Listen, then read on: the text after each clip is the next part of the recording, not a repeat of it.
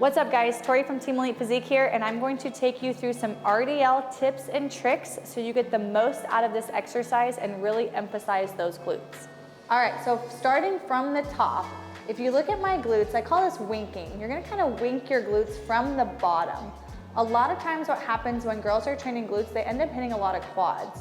So first you wanna work on that mind-muscle connection to make sure you have a good connection to your glutes.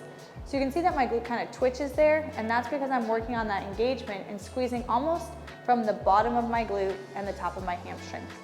So from there, with that engagement at the top, I'm going to squeeze from the bottom of my glutes, almost dig my heels into the ground. And with that contraction from the bottom, I'm going to stretch down into the RDL position with a soft bend in my knees. And as I go to stand back up, I'm going to almost re-squeeze the ground with my heels and push off the ground and drive my hips through at the top. My glutes are still squeezed here as opposed to if I let my glutes go. So a lot of times you'll see girls do an RDL where they're bending and snapping, the bend and snap concept, but they're not actually getting that engagement out of their glutes, and their glutes are still a little soft.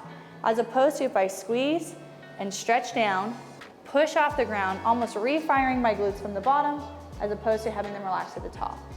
So this is hard for people at first to keep their glutes constantly flexed through the entire range of motion.